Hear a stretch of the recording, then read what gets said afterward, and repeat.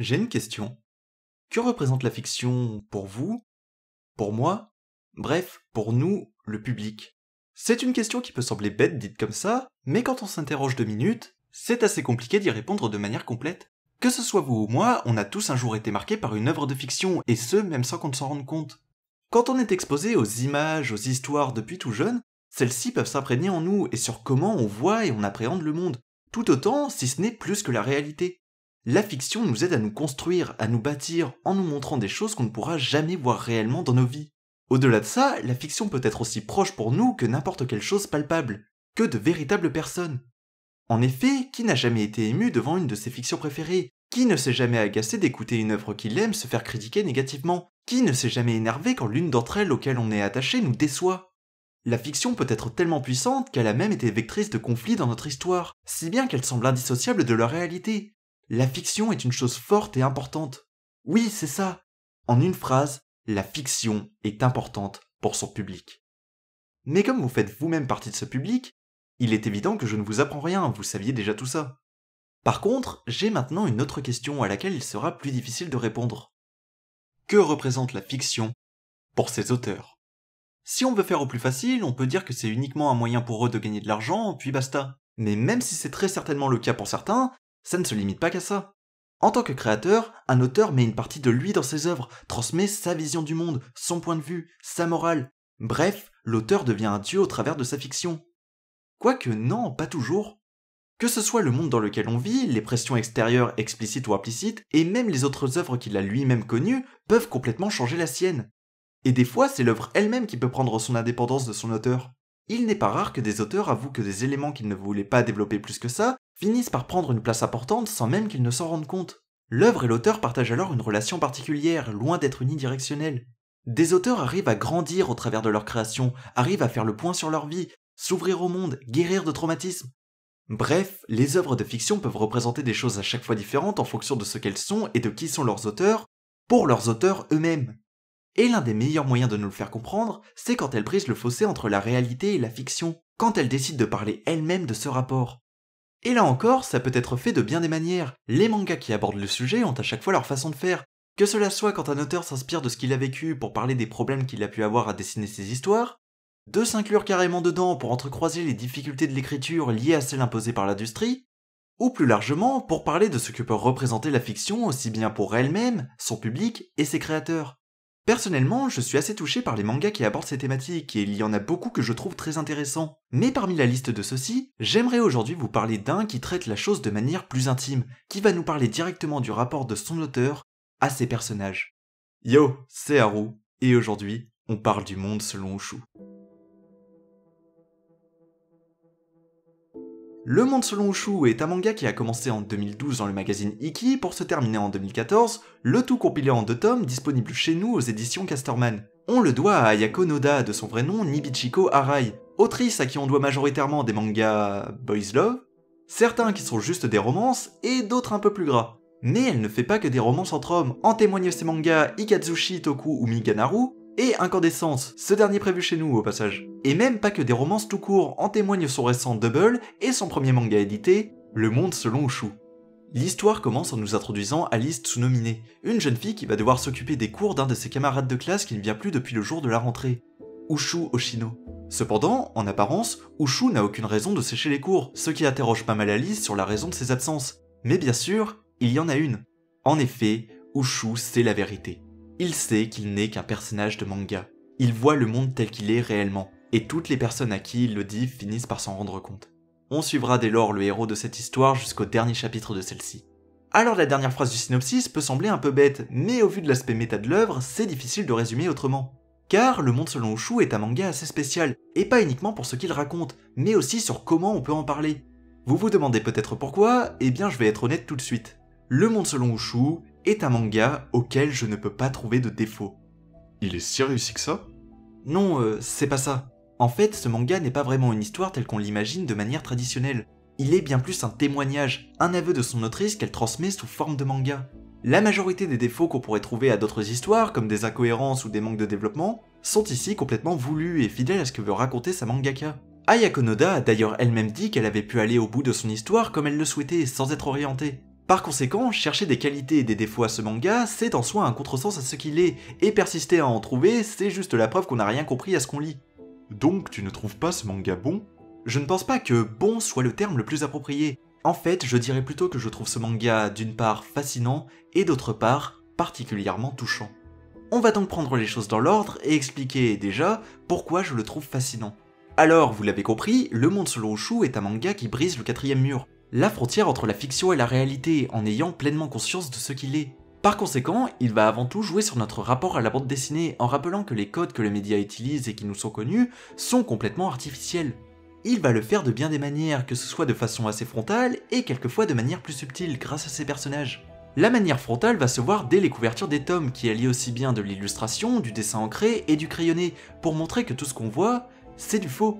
Bien qu'on ait une couverture faite de formes différentes, toutes ne sont que des dessins sur du papier, donc peuvent très bien cohabiter sur une même page sans problème, alors que nous lecteurs sommes habitués à ne voir que des ensembles unis. Ensuite, quand les personnages se rendront compte de ce qu'est leur monde, en parlant de leurs bulles de dialogue et en étant capables de les lire quand bien même elles représentent des pensées ou de la narration. Ensuite, par un jeu sur les découpages, soit en donnant conscience de la présence ou la non-présence des cases aux personnages, ajoutant quelquefois à celle-ci l'existence des pages, soit en découpant en plusieurs d'entre elles, sans raison, des dessins qui n'en avaient pas besoin, ce qui va nous interloquer nous les lecteurs. Ça ira même plus loin quand le tome 2 commencera par des scénettes sous forme de yonkoma qu'il brisera progressivement, soit en mettant plus de 4 cases, en ne gardant pas la forme traditionnelle du format, en proposant des aberrations en termes de découpage, et même en abandonnant le principe même de ce qu'est le yonkoma en ne proposant aucune chute aux histoires dont les personnages prendront finalement conscience. Enfin, en jouant sur la narration. Les personnages savent très bien qu'ils sont des protagonistes, et savent quand le lecteur les voit. Par conséquent, ils vont eux-mêmes adapter la narration en fonction de leurs actions, pour faire avancer leurs histoires au rythme qu'ils veulent. Par exemple, en faisant volontairement des dialogues qui servent de transition entre les scènes. Cependant, jouer sur celle-ci pourra aussi se retourner contre eux quand le manga commencera à illustrer des choses qu'ils ne veulent pas que les lecteurs voient. Ils feront alors tout pour préserver ce qu'ils ne veulent pas dévoiler, sans se rendre compte que des fois, c'est cette volonté qui les trahira. C'est bien simple, ce manga va complètement perturber nos sens premiers de lecteur, en insistant et jouant sur des ficelles qui nous sont tellement connues qu'on ne les voit plus. Plus vous aurez lu de bandes dessinées, plus ce manga va vous interloquer et vous donner l'impression de lire quelque chose qui n'est pas normal. Ce qui passera aussi par des éléments que le manga ne nous fera pas remarquer directement. Le meilleur exemple étant les trames utilisées pour certaines cases, qui n'ont aucun sens, aucune logique et aucune raison d'être placées là où elles sont. Comme je l'ai dit, ce manga pointe l'artificialité de ce qu'il est, et il va le faire également par ce qu'il nous raconte. Il va volontairement créer des incohérences qui, certes, ne devraient pas exister dans une histoire classique, cependant, comme la fiction est fausse par définition et comme il est possible d'en dessiner, pourquoi elle se l'interdirait? Une fois ce cadre posé, le manga va commencer à poser une réflexion sur l'œuvre méta qu'il est. Si les personnages d'une histoire apprenaient qu'ils n'étaient que des personnages, comment le vivraient-ils? Quelle serait leur réaction? Le tome 1 nous présente 6 personnages qui vont chacun montrer un point de vue différent de la situation. On a déjà Alice, qui est le personnage qui découvre tout ça et qui ne sait pas sur quel pied danser, qui préfère vivre d'une manière assez proche de comment elle vivait de base sans que le fait qu'elle soit un personnage n'entraîne de mauvaises conséquences pour elle et ses amis. Ensuite, on a Ushu, le héros de l'histoire qui ne comprend pas le sens de ce qu'il est. En tant que héros, il se sent responsable de tout ce que subissent les autres personnages et ne souhaite que comprendre pourquoi son autrice lui a permis de se rendre compte qu'il n'est qu'un personnage de fiction, tout en craignant sa condition, son passé qui n'est qu'un background, et sa fin qui arrivera le jour où son histoire se terminera. Après, il y a Shinri, le frère d'Ushu qui de son côté n'a pas trop de mal avec sa situation et qui veut profiter du fait d'être un personnage de manga pour être vu au maximum, quitte à devenir le personnage principal. En quatrième, on a Iya, qui a juste peur de tout ça, qui ne veut pas être au centre de l'attention et subir les regards des lecteurs sur lui qu'il remarque, sa crainte à chaque fois qu'il apparaît. Puis Shiyoko, qui est un personnage extrêmement intéressant pour illustrer le rapport des personnages à leurs conditions. Shiyoko n'a absolument pas conscience de la situation, la seule chose qui la définit est qu'elle est amoureuse d'Iya. Inconsciemment, elle représente un autre point de vue, le personnage qui s'assume dans son rôle. Shiyoko est un love interest, un personnage qui se résume qu'en une chose, son amour pour un autre protagoniste. Pourtant, à plusieurs moments, son amour nous est montré comme étant illogique. Tombée amoureuse de lui pour une raison absurde, ne voyant que le positif quand celui-ci est mauvais avec elle, et qui ne sert presque qu'à parler de lui dans les scènes où il n'est pas présent et à être à ses côtés quand il apparaît. Bref, l'amour de Shiyoko est l'une des incohérences dont je parlais plus tôt. Mais en sachant qu'elle est dans un manga, Shiyoko voit ça de la meilleure des manières. Puisqu'elle n'est qu'un personnage de fiction, ça veut dire que sa vie entière ne repose que sur l'amour qu'elle ressent. En sachant ça, pourquoi ne pas le vivre pleinement? Si son destin doit se terminer en 2 tomes, autant qu'elle profite complètement de cet amour en lequel elle croit, même si pour nous, il est illogique. C'est en jouant en permanence sur la cohérence interne du récit qu'il nous fait douter et réfléchir sur ce que peut être la fiction, montrant que non, il n'y a rien d'absolu. Et des exemples comme ça, il y en a beaucoup. On nous présente Ushu comme le héros, et bien pour ça, il ne peut pas mourir, quand bien même il faut dessiner des éléments pour le sauver qui n'étaient pas présents. On te dit que Ushu et Shinri se ressemblent, mais le manga torse souvent son dessin pour nous faire douter de cette affirmation, quitte à la remettre lui-même en question, si bien que tu te mets doucement à douter. On te fait le background d'un personnage en disant qu'il n'est pas fréquentable, mais à aucun moment ce n'est montré ou ne serait-ce supposé après cette présentation, si bien que tu t'interroges tout du long sur pourquoi on t'a dit ça. L'histoire a posé son cadre de manière à ce que certains des personnages principaux ne sont pas assez présents, ils te réarrangent l'univers sans te demander pour pallier à leur manque de présence. Faut faire une scène de cliffhanger, viens on te met une amnésie sans raison. Hey, et si en même temps on faisait naître des sentiments amoureux pour un personnage qui sortent de nulle part? Les personnages commencent à comprendre leur univers et comment l'utiliser, tiens on leur fait croire qu'ils sont plus malins que leur auteur en donnant des titres qu'ils souhaitent à un chapitre avant de le changer quelques pages après, parce qu'on peut faire ce qu'on veut. Et à chaque fois, c'est poussé toujours plus loin, en jouant sur le fait que les designs des personnages ne sont pas collés à leur écriture, donc on peut les changer à chaque case. Les setup payoff préparés pour raconter des anecdotes qu'on oublie immédiatement, ou la présence ou non de décors, et même les techniques de dessin plus généralement. Bon, on va pas rentrer dans une liste exhaustive, mais c'est pour que vous puissiez comprendre que le manga va en permanence jouer sur ce qu'il se passe pour rappeler qu'il est ce qu'il est. De la fiction. Quelque chose de faux. Quelque chose qui peut exister sans cohérence. Avec tout ça, je trouve déjà le monde selon Ushu absolument fascinant en tant que bande dessinée. Mais si le manga se limitait à cela, je n'aurais pas forcément pris la peine de vous en parler. Car je vous ai dit qu'en plus d'être fascinant, je l'avais trouvé très touchant. Et la raison, c'est parce que tout ce qu'il fait, il ne le fait pas sans raison. En effet, après avoir développé, fait évoluer, fait grandir ses personnages, leur créatrice va s'adresser à eux. Et c'est là que le manga prend tout son sens. Car dès lors, il nous exclut nous en tant que lecteurs et devient un message de l'autrice Ayako Noda à ses personnages.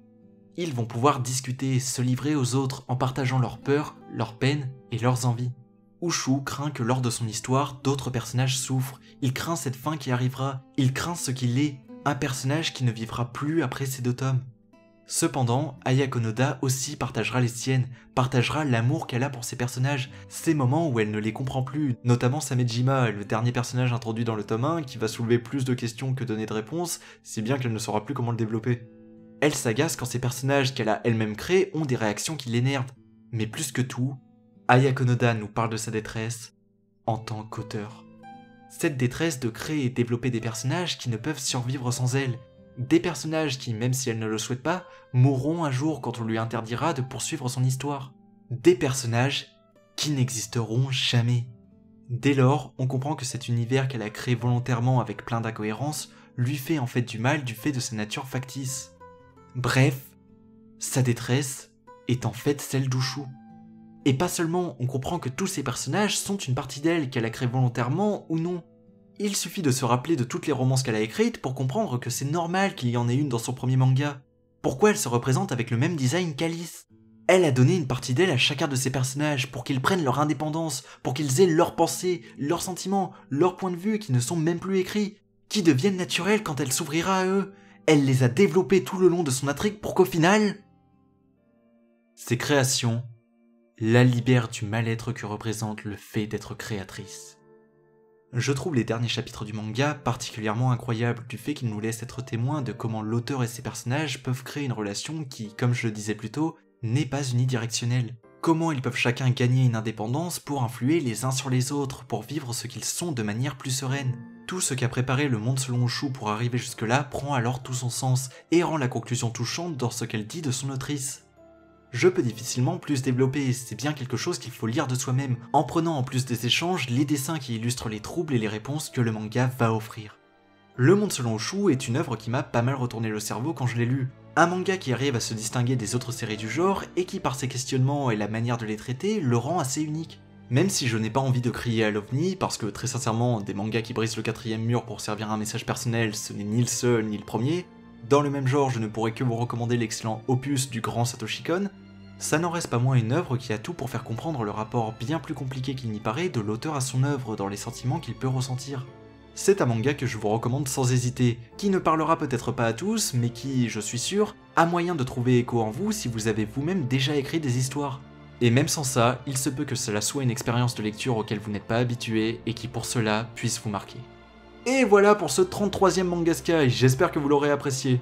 Je trouve quand même moyen que tu ne m'aies utilisé qu'une fois pour cette vidéo, alors que vu le sujet, t'aurais pu faire plein de vannes. Ouais, enfin, l'humour, c'est pas le domaine dans lequel je réussis le mieux. Ouais, c'est ça, déjà que j'étais pas présent dans le dernier Manga Sky, t'aurais quand même pu faire un effort. Désolé, je t'ai oublié, j'avais pas trouvé d'idée sur comment te caser. Ouais, bien sûr, t'arrives à sortir 2 Manga Sky en un an et tu te sens plus. Par contre, recommence pas avec tes réflexions. C'est toi qui écris les dialogues et qui fais mon doublage, il suffit d'arrêter le changement de hauteur et on l'écoute. Oui, ok, c'est bon, je ferai attention la prochaine fois. En plus, je croyais que tu m'utilisais pour teaser un Manga Sky à venir. Si je suis moins présent, bonne chance. Ouais, enfin, vu leur rythme de sortie, je sais pas quand il viendra. Eh bien, motive-toi. Je vais essayer. D'ailleurs, si vous voulez voir les prochaines vidéos à venir, n'hésitez pas à vous abonner. Sinon, vous pouvez laisser un j'aime et un commentaire. En fait, c'était plutôt habile de faire comme le manga et attendre la fin pour illustrer par un dialogue le fait que ça te saoule de pas sortir à cette vidéo. Et le pire, c'est que c'était même pas voulu. Sinon, il y a mon Utip pour me soutenir et mes réseaux sociaux pour suivre mon travail. Allez sur Utip, on gagne pas assez. C'est toi qui le dis. C'est toi qui fais ma voix. Non, plus sérieusement, je fais une petite aparté parce que j'enregistre ce passage après le montage. J'aimerais énormément vous remercier, vous avez été nombreux à regarder des pubs sur le Utip, et pour être honnête, même si ça rapporte pas énormément, ça a permis d'un peu arrondir les dépenses que j'ai faites pour cette vidéo. Parce que oui, j'ai dû acheter les tomes en format dématérialisé, parce qu'ils étaient introuvables. Ça m'a un peu embêté parce que je les avais de mon côté. C'est pour ça que je vous le dis, merci, un grand merci, c'est en partie grâce à vous que cette vidéo a pu sortir et je vous en suis énormément reconnaissant. Et comme d'hab, d'ici la prochaine, je vous dis... Allez. C'était Haru. Salut.